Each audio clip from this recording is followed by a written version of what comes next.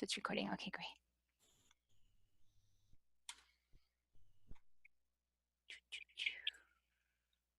Close that. Bring this up where I can see it. Hi, this is Carrie Hummingbird, and this is Soul Nectar, that show that explores essence, that which is bigger than us. Stories of connection to that, because that's how we learn best as humans. We're great storytellers, and we learn from hearing each other's stories and catching the vibration of those stories and the connection to that which is bigger than us. And so I'm really excited today to have Suzanne Raja here today with us. Thank you for being here. My pleasure. Woohoo! Thank you for having me. Excited. So Suzanne is the embodiment of true feminine radiance. Just look at her. She's carrying the vibe. Just being in her presence brings men into their depth and women into their natural glow. Suzanne does not just practice what she teaches, she is what she teaches. She is love, and she has taught on nearly every continent in over 15 countries, reaching thousands and thousands of students with the wisdom of their open-hearted practice. So she's the warrior of the heart and the sage of feminine embodiment. And if you've been watching, you know that I've already interviewed her husband. So, you know, this is, I think this is fascinating and fun. It's like we get to see both halves of the couple. This is like perfect. It's like the divine masculine, divine feminine, and how do they play together, and what's the roles, and, you know, how can we be in harmony? And, you know, so you know a little bit about, you're just so brave, you know, you're just like, let's just have this conversation. Let's just share from our hearts. And so I guess how I like to start all the conversations is to share with us, you know, share with us a moment, a powerful moment of connection or a moment of realization that you had that brought you to this awareness of this essence, this thing that's bigger than our, you know, our hands and the table and all that. There have been several moments, I have to say, you know, that have got me to the place of really being able to open my heart the way that I do, the way that everyone can, really. But there have been moments let me rewind. You know, you met with my beloved husband, my sexy man. Yeah, met with him, and you know, our passion is over the roof, really. But let's rewind back to, you know, times where it wasn't always that way, you know, times where my heart was closed and I was not able to open my heart the way that I am with my husband and then teach that. And so, you know, it started from, I guess, growing up, when I grew up in a home that was very loving, but not very trusting, where my mom, who is a beautiful woman and an amazing mother, came from a place of having her husband, who's also a pretty awesome guy, not feeling as trusting as a woman in relationship with him. And over the years, that affected me as a young woman growing up, always looking behind me to see, you know, who's going to come around and steal my man, kind of thing. And so based on how I felt growing up with my mother, not feeling very trusting of women, I had a life of not very many female friends. And then getting to a point where I was married and then going, oh God, now I'm married. This means that now I even more so have to protect my back, watch my back, you know? And so it was a life of not bringing women into my fold, not having close friendships with women because I didn't trust them, and not having that trust with my husband either fully, you know, feeling like I was trusting with him, but I wasn't really. I was always looking for, trying to catch him in doing something that I would be able to go, yeah, see, that's why I didn't trust you, you know? And always feeling like, okay, if I protect my back, if I don't let women in, and I don't have trust in my partner fully, then I'll be able to protect myself from eventual betrayal. And I thought it was foolproof, you know, until it happened. And then I was betrayed, this betrayal. In my mind, it was betrayal. And so it was like, you know, I mean, I'm not pure. We've both had our, I'll call it distractions. And, you know, my moment of truth was when it happened. Mm-hmm. And when I realized that I had been betrayed by someone that I thought I could trust, who was a woman, who I did let into my fold. And for years, I had held this against my husband. I'd held this against her, like, everything that I could think of to like push them away and make them wrong for what had happened.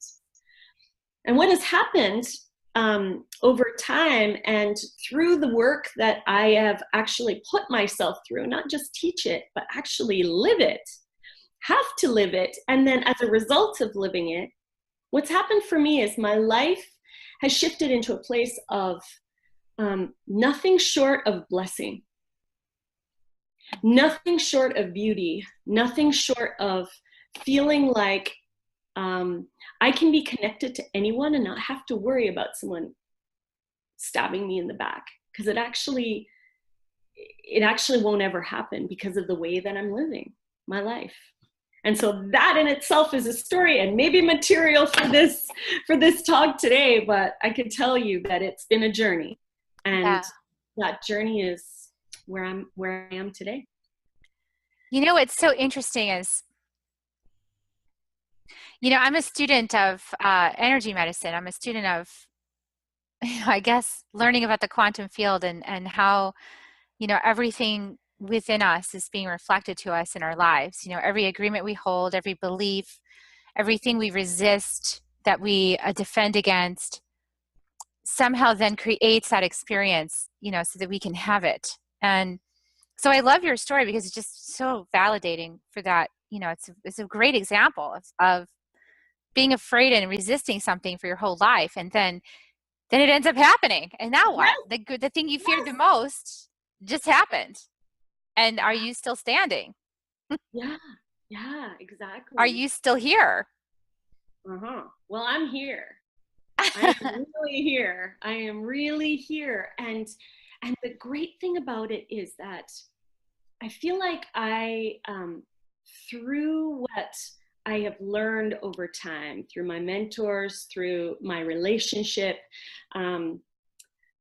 I'm at a place where I've come, not even just that I've healed myself, but I feel that I've healed myself and all the women that have come before me in my lineage. Actually, it just feels like a complete healing that way. But it also feels like a healing in another way of the woman, the woman that was involved, the woman that was sort of cast out because of the terrible thing that she did, and which often happens with women that make mistakes. I'm talking about the woman that I would say before betrayed me, but actually she became one of my greatest teachers. And so I'm in a place today where I'm in forgiveness of her, but I've had her forgive me too, of drawing this in, of having me sort of, cast her out, and really recognizing that this is women stuff. We tend to like cast them away, and they are that woman over there, and realize that that woman is that's actually me too. That's me. And the very thing that I resist, I also cast away, that it's myself. And in healing all of that, I'm able to not only heal myself, heal her, but heal all womankind. And it's a beautiful place to be. And as a result, I'm brighter, I'm juicier, I'm more sexy to my man, and my man's more sexy to me than has ever been. And so I don't know, it's a good thing. Freedom in captivity. Yeah. It's so interesting. I've explored this kind of, idea about marriage from lots of different perspectives. I was in a 20-year relationship before. Mm-hmm. And now I'm married again, but to to my current soul partner, you know, to someone completely aligned with me. And it's a very different experience than the first time around. And primarily the way that it's really different is in my first marriage, I sort of, you know, I was young and I sort of went into it blindly, like not really knowing like what exactly I'm doing, you know, like I don't really know what I'm saying the vows, but don't really know what it means. Yeah. And, you know, I'm connected to somebody who I'm connected with from my wounds, not from my power. And, you know, it created a codependency Mm-hmm. that, you know, over time it wouldn't allow me to grow. It was like a cage that I was in Mm-hmm.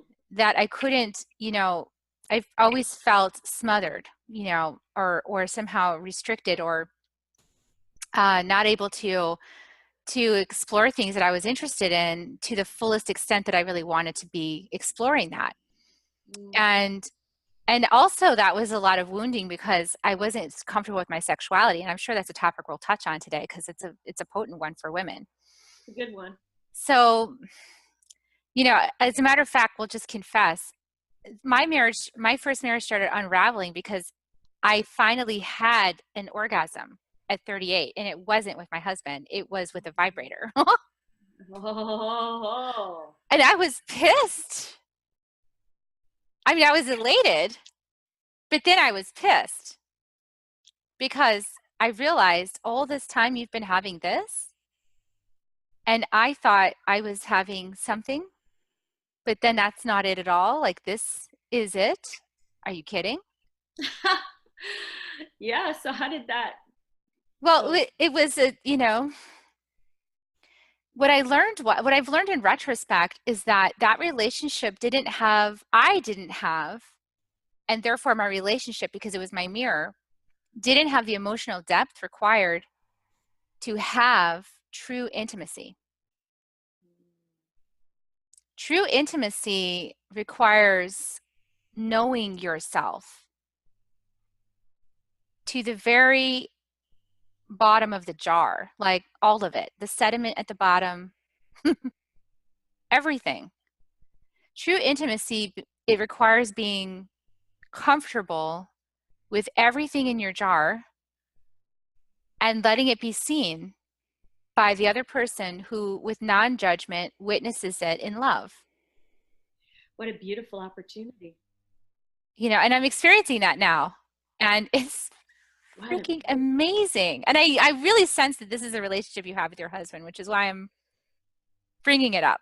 Yeah, well, yes, my husband and I have been together, my honey and I, my lover and I have been together for over 30 years, and it wasn't always this hot. It just gets hotter over time, which is a good thing.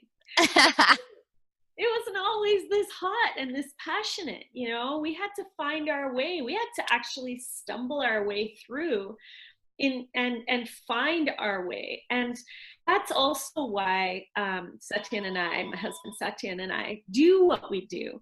It was really over time trusting each other.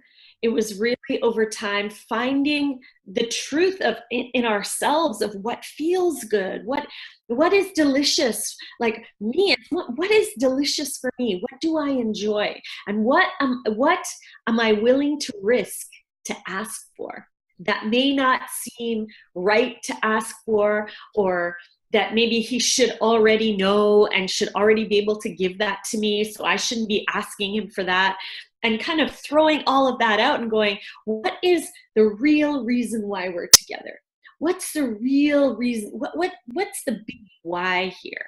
And not only together, but even in our intimacy, what is the biggest why? And what we came to was our biggest why was to help to evolve each other to the highest and the best that we can possibly be. And if that means that I need to share with my partner that actually what I really want is this, so that our relationship can go to a new, amazing level, I'm going to go ahead and I'm going to risk that. I'm going to ask for that. And what I got from asking for what I wanted is relief on his side for trying to figure out like his own way in the dark of, oh my God, what does she want? Does it mean that when she screams out, ah, yes, is she in total pleasure, or something just hurt her over there? Like, it's hard for them as well as it's hard for us, but we need to speak to each other. And we need to have a real reason for why we're together that will help to guide us along the way so that we can find our way together. Well, but I think that it starts with the self, it starts with a woman's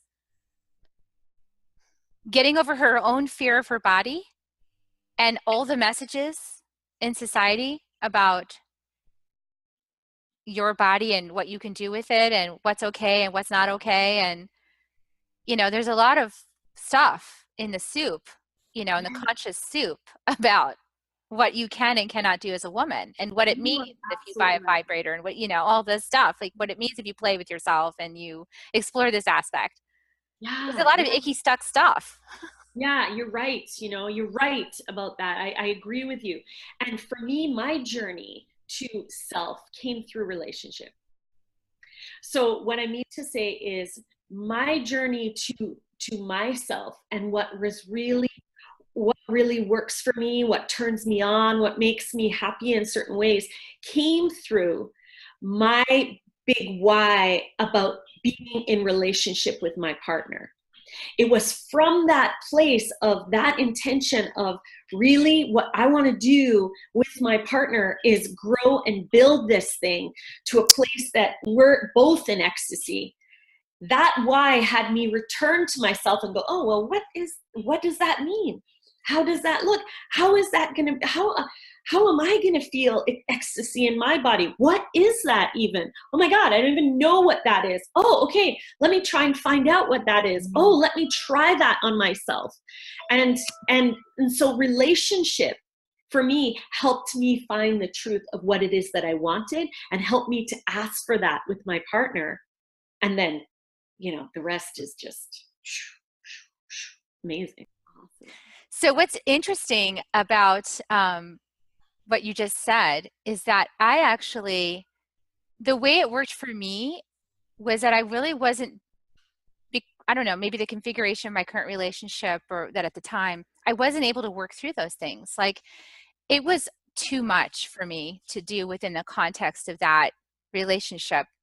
And I think it's so great what you're saying because one of the key elements that was lacking in my relationship was my willingness to really speak my truth. Like I didn't like confrontation. I didn't like the uneasy feeling of raising something that could cause the other person to be upset. Yeah.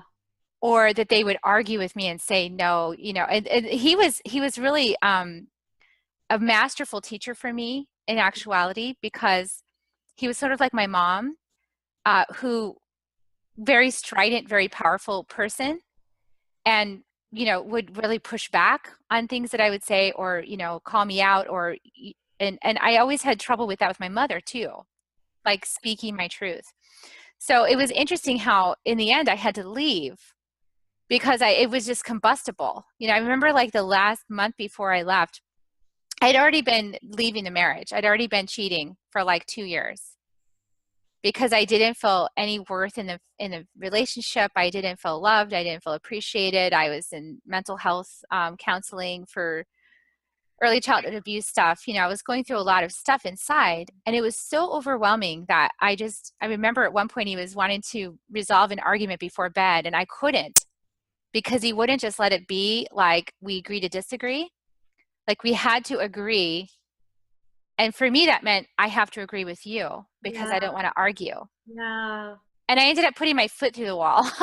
Yeah. Because I was so in tantrum, like I couldn't. Yeah. So for me, the solution was to create space for myself. Yeah. Safe space. Yeah. To start healing, Well, yeah. And I mean, so many women, including me, have gone through that of this feeling of we're going to make peace at any cost, or we're going to make sure that it's, we're not so much, we don't ask for so much that it causes a rift or it causes a problem. And so what ends up happening is we implode to the point of exploding, or we explode and then we're sorry, and it's just this suppression of who we are Mm. at our core, and what I've discovered over time, and making the mistakes that I made too, because I'm not perfect and I made my mistakes along the way, and I had my distractions too. And I think the reason why we cheat, the reason why we lie, is because we're afraid on some level to speak the truth of what is so for us. We're afraid of how it's going to be received based on what we see out there. And actually, what I've discovered is when we can be, when we can come to a place of what is my highest value here? What is the truth? What is it that, if I'm sitting on my deathbed, what is it that I would have wanted to live in my life and give in my life, that I can go and I can, don't mean to be morbid here, but I can die knowing that, I really, really gave it, really, really gave the love that I'm here to give, really did what I was supposed to do here on this earth. And what I found for myself was that did not include holding back who I was. That did not include that. That includes me expressing me to my fullest, and in so doing, being aware of the other that I'm expressing it to, and making sure that I'm as loving as I can be for the better of both of us. And when I remembered that, it was just like, of course, it was like a conversation. It became a conversation between myself and my beloved.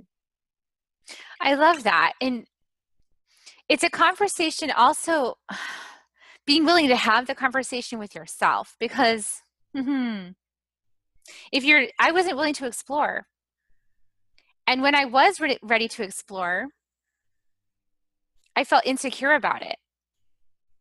Like I wanted, and I don't know, I think a lot of women have this idea that some guy is going to know me better than me.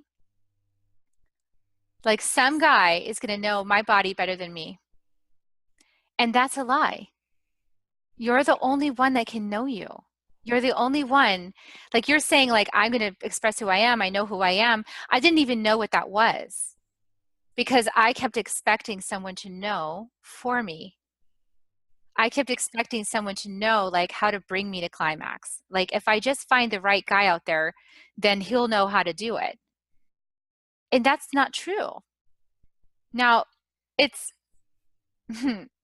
it's kind of worked out well, because now that I have found what works for me, I know myself, and then I've now attracted a partner that does sort of know what to do, but without a lot of communication. But it's like, I know that it would have never happened if I hadn't taken the journey to find myself and to know myself fully. I wouldn't have attracted a partner that was my mirror, in the way of being empathic, being able to feel his way through.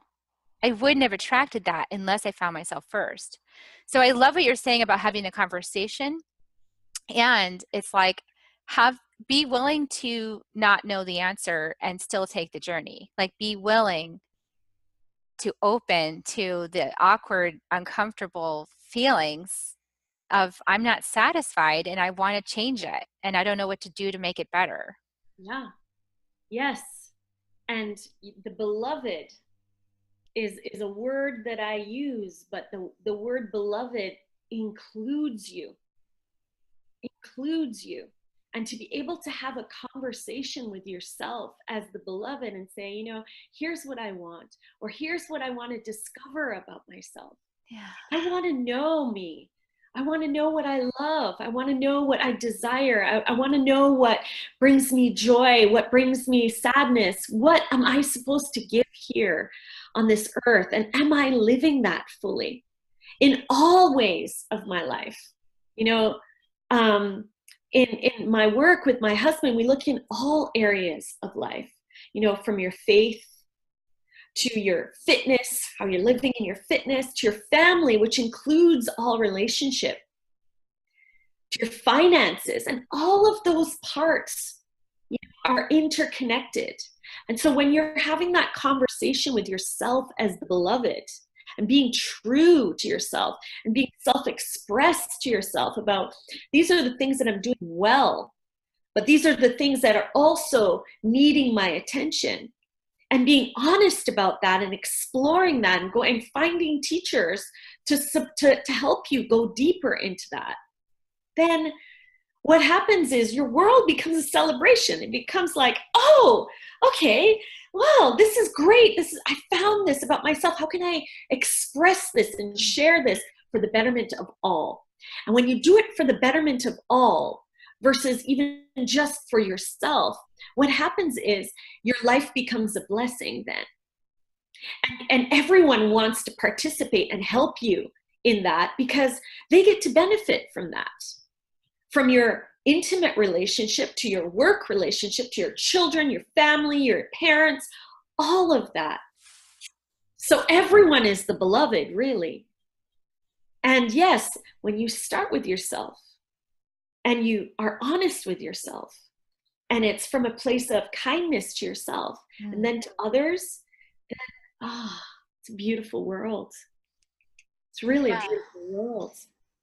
It's a journey. It's a journey to,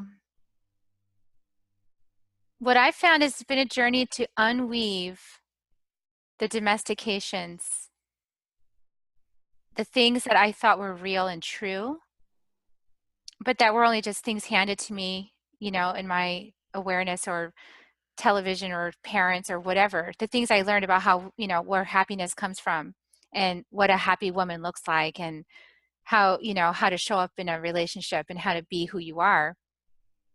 It was only by really opening to my own voice, like, well, is that even true for me? Even asking the question, is that even true for me?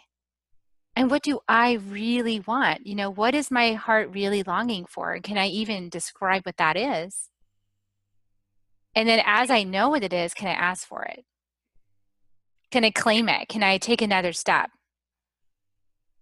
So it's that, it's a deepening. It's a deepening and a widening and and an ascension all at the same time. And it's powerful because, as you open and unwind these patterns and you face the things that are uncomfortable and you ask the questions that make it more wobbly for a little while, then there's this strength that comes in, like this deepening space, this, I don't know, womb wisdom or some strength that emanates. And then it becomes like this guiding principle. And then it's deepened now into like this knowing, like this place of knowing. And I've only recently accessed a place of knowing, it hasn't been that long. But it's so powerful to know and to notice the difference in myself now than when I didn't know. When I was always like, well, I don't know, I don't know, I don't know. Like, no, I know. Now I know. Not everything, but things, important things. The things that have settled in my soul, those things are knowing.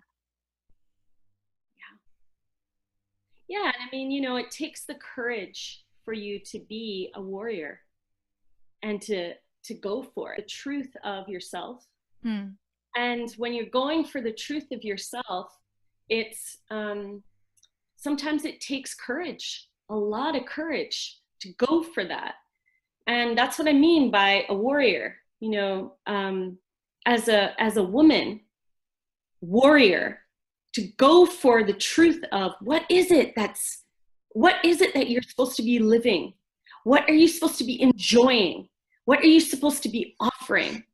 And really go for it in a way of, I'm going to find this. I'm going to hunt this and find this. And once I find it, then I'm going to utilize it. I'm not just going to sit there and take it, but I'm going to utilize it for the highest and the best. That's the place that I live. And I feel like there's living anything less than that is not living fully. You know, there's a lot of difficult moments that you have to pass through, you know, the discomfort. The I don't know, there's this unease and sort of awkward, even like shameful little pieces, you know, that I remember early on in my journey, like unearthing those moments, unearthing those things within me. And it's so uncomfortable to even look at it or think about it or feel it or be with it or, I don't want to. That's so uncomfortable. But being present with all of that stuff, the gunk in the bottom of the jar, has liberated me because it can't do anything to me. It can't actually hurt me the way I think it can if I speak it or if I face it or if I feel it or if I'm afraid of it. But if I go through it, it doesn't actually hurt me. It liberates me to go through it, to feel it, to process it. Even my anger, you know, I've been unearthing, you know, years of anger, repressed anger lately, doing emotional transmutation and just being with it, being with that. I created it through not speaking. You know, Yeah. we do that. And okay, so I want to ask you because last night I was at an event where there were a bunch of women and the idea was that we'd each, you know, get up and speak something a couple minutes. It was an invitation. You didn't have to, but it was an invitation. The idea is to, you know, to speak, to get used to talking in front of other people. And I was really blown away by how many people were afraid to do that, terrified. And even like we opened with dancing, like everybody just got in your body and just close your eyes and just dance to a song, just dance. I'm fine with that. I'm like, I've opened up, you know, I'm fine with that. Just dance. I'll dance if you watch me, you know, it's okay. I like dancing. And I'm not performing for you. I'm doing it for me. You know, I'm feeling it inside and I like the music and the song makes me happy. And I was looking around the room because we were supposed to make eye contact in this one part. And I was watching how I just witnessed how uncomfortable everybody was. Like some people weren't even dancing. They were just standing and going, you know, like this is super uncomfortable. And I really felt like, how can you draw people out? I mean, how can we draw women out of their self-imposed box? Well, they're terrified. Yeah. Of what? They're terrified because historically, being too much was suppressed. As a little girl, you're growing up and you're bright and you're shiny and you're dancing around and you're playing with bright things. And, you know, some of us who are like that, playing with bright things, I know from in my own experience, was very bright. I was very joyous, jumping around, moving around. You see little feminine children doing that, and loud and wild, you know. And then you need to bring that inside. Have an inside voice. Don't you know, your inside voice is this way, and when you're outside, you can do what you want. Yet I've still seen, you know, little girls outside running around screaming and hearing their parents, to my horror, saying, listen, you need to keep it down, you know, you don't be so loud. But they're outside. So where are they supposed to be able to stand up and be loud and speak and be who they are? So we've been traumatized over time to keep it down, keep the inside voice, not speak so loud, not be so much. And for so many reasons, we've been told not to be so much. So in this trauma, we're like backed up, and then someone says, speak, be bold, say something. And we're like, yeah, but if we do, we're going to be made wrong, told that we're too much, or others will look at us like, who do you think you are, trying to be that way? For so many reasons. What we need to draw women out is we need to go up to them and we need to hold them. We need to hug them. We need to just like physically be by them, touch their hand, look in their eyes. Look in their eyes from a place of, sister, I see you. It's okay to come out. Without even words. Actually, the less words, the better. The Yes. more touch. You know, yeah, dance has become a good way of movement. It's now been sort of accepted. Whereas before we didn't move at all. You know, there was a time where we didn't move too much. That wasn't encouraged. Now dance is encouraged. Now it's okay to dance, but then now it's to speak. And we need to be encouraged by holding each other and just sitting a while. And if they're not ready to speak yet, that's okay. That's okay, beloved. Sit for a while. And when you're ready to speak, I'm ready to hear you. Tell me something about yourself that you want others to know. You could ask them that question. Tell me something about yourself you'd want others to know. And praise them. If they even say, praise them. Lots of praise. We Yeah. don't get enough of that. Praise and contact. That's how you help them come out. And expect very little and offer tremendous praise. And that's how they will come out of their shell, their cage, really. You know, they're these beautiful little birds that have been caged, and now they're asked to fly. Well, just a little at a time. Give them a little at a time. Give them some honey. Honey, I like that. Honey. Honey hugs. Nectar. Give them some nectar. Give them some nectar. Oh, nectar. Give them soul nectar and hugs and love. I love that. That is really powerful. Yeah. Yeah, they need more love. More than ever. Through love, through demonstration of contact and praise.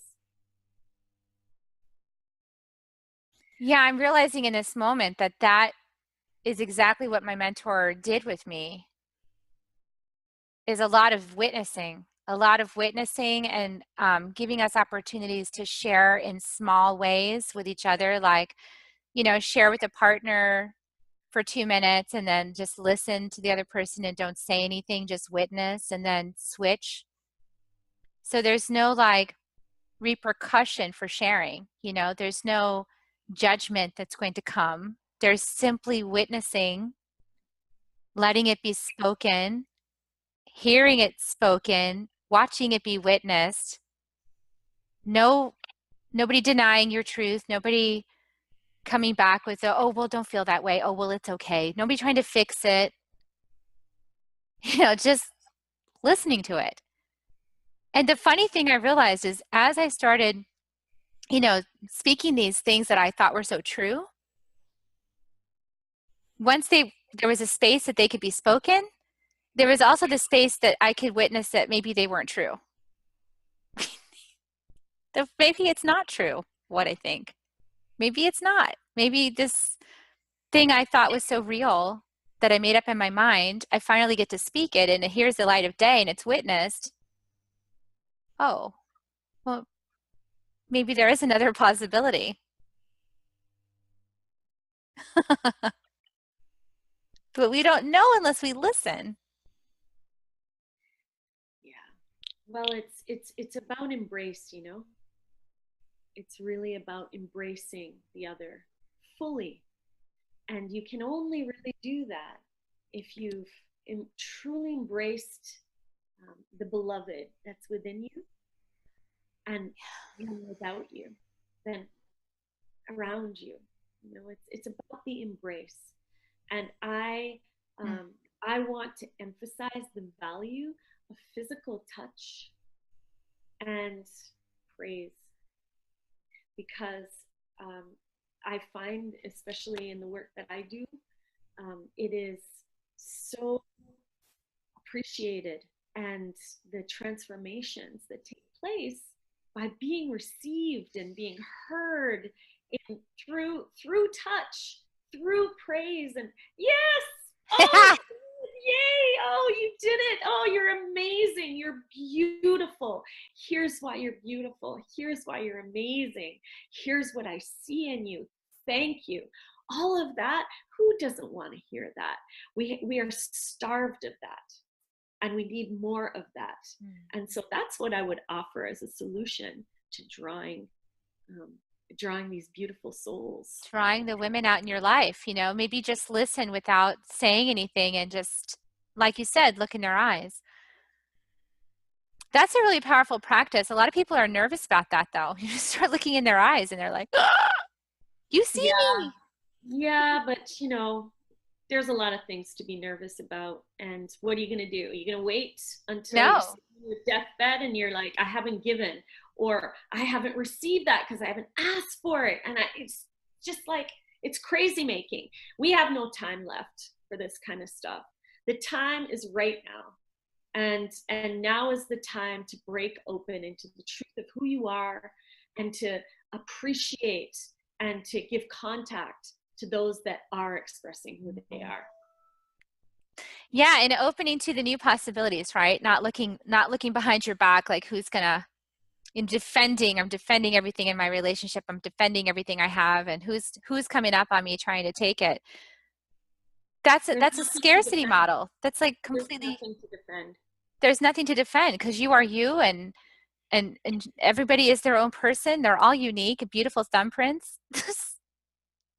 Shine, baby, shine, you know? Shine, baby, shine.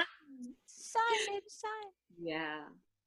Well, it's been really beautiful talking with you. Thanks Thank for you so much. doing this interview. So, is there anything you want to, share about your business or about an offer you have coming up or anything, an entry point that people can work with you or find out more? Well, you can go onto our website, my husband and my website, warriorsage.com, WARRIOR, sage, SAGE.com. And you'll find out all the marvelous things that we're doing there, both for coaching and in seeing yourself as the best self you can, to, oh my, I can't even tell you. We're doing a lot of great stuff. You want to come see me, go on to warriorsage.com. Check us out. That's awesome. Well, I love your energy. I love your transparency, your vulnerability. And I can feel it. I can feel another sister who's like worked through her stuff. You can feel the vibration of that. You can feel the depth of it because it comes from a place of compassion, and the only other way we get to compassion is through self-love and taking that journey to really honor everything within us, all the voices, all the fears, all the stuff, and to come into love and a whole new way of being. So I totally honor you and your journey. Thank you so much. Thank you for having me, Carrie. And thank you to your audience. And I appreciate that.